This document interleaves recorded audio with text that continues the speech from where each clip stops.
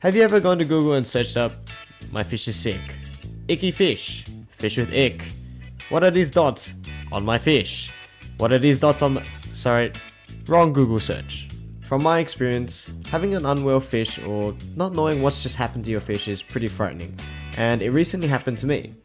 It sadly happens more times than I like, but that's another topic for another day. Today I want to show you how I dealt with ick in my fish, an ailment so contagious, it's worse than herpes. Not that I know how bad herpes is, just... Alright, as you can see, I'm working quite hard on this picture for the video because for some reason I thought it'd be a quirky cool thing to include.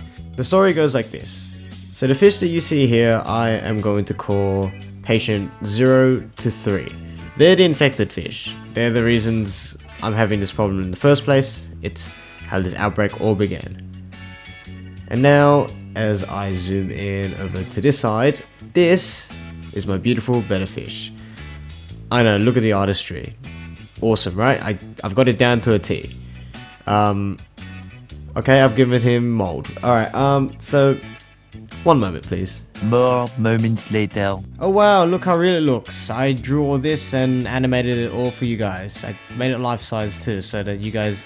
Alright, I'll cut the crap. So look, these are my neon tetras, and they all have ick. As you can see, there's some white spots on them. Very, very nasty stuff, and not fun for the fish at all. This is BOUK.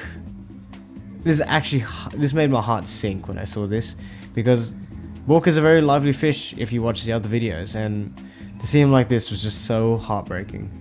This was BOUK a few days before he got sick. As you can see, the tetras are in there with him. Now for context, the fish did undergo a major move between tanks. From what I've gathered online, stress is a major trigger for ick among fish. Tetras especially are quite susceptible to illness after experiencing stress since their immune systems get weak. Now, a frightening thing about ick is that it doesn't just hang out with your fish, it kind of just infects everything inside the tank. If I were to take one of these plants and move it to another tank, I run the risk of potentially like spreading every little parasite that has attached itself to that thing. Now, with that scary thought in mind, it can be quite intimidating to want to treat ick, or even where to start, because that's quite an overwhelming thing to think about, right? Okay, so this is my hospital tank. If it looks familiar, this was my first fish tank that I had housed Mr. Akai Jalapeno in. However, he's no longer here, rest in peace. I now have this tank on reserve in case of any outbreaks and whatnot. The green that you see is malachite green, and the product I used to treat ick was multi-cure that I picked up for 14 Australian dollaroonies at my local fish store. You could also use ick X, but none of my local stores had it, so multi-cure will have to do. Ideally, you follow the instructions on the back because you can definitely kill your fish if you overdose. I'd say 3 to 4 drops per litre and perform a water change every 3 days and retreat. Retreat until all symptoms are gone, by the way. Don't just do it for like a few days and be like, that's enough. It will definitely take some time. Now, because it can exist in your tank without showing any symptoms, you'd also have to try and treat your tank as well. I've used Indian almond leaves to try and enhance the health properties of the remaining fish in the tank, although getting all this is quite a painful task to complete. If you heal your fish in the hospital tank only to drop them back into infested waters, I'd say that's pretty unproductive.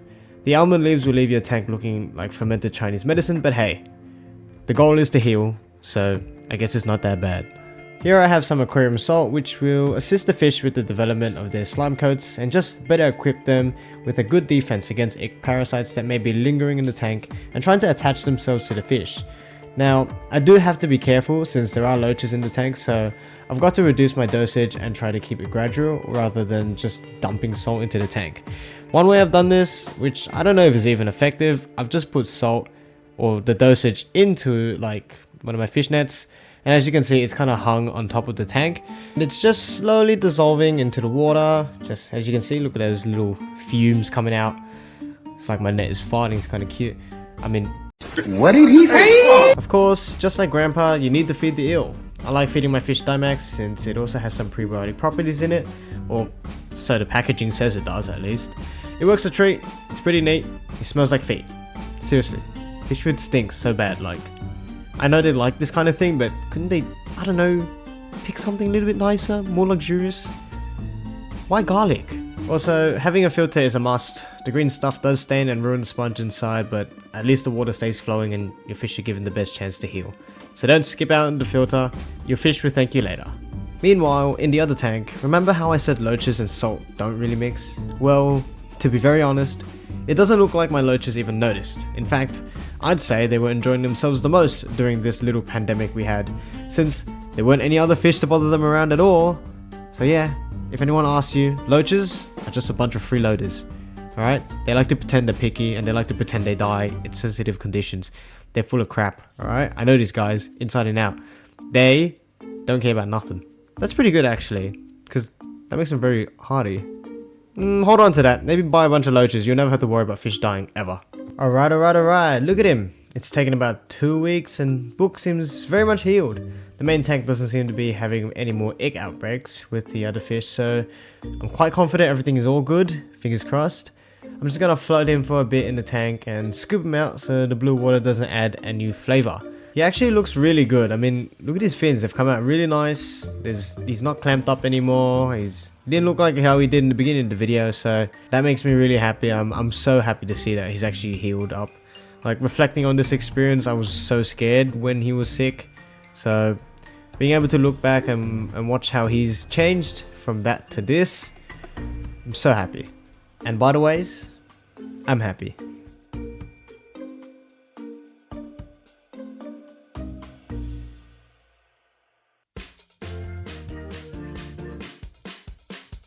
Ah yes, can't forget about patients 0 to 5. There was actually a couple more, but unfortunately they didn't make it, so this is the bundle I've got left. It's very small for a Tetra group, but to be honest, I don't plan to get more of them. I think this would be it for their lineage, as sad as that sounds.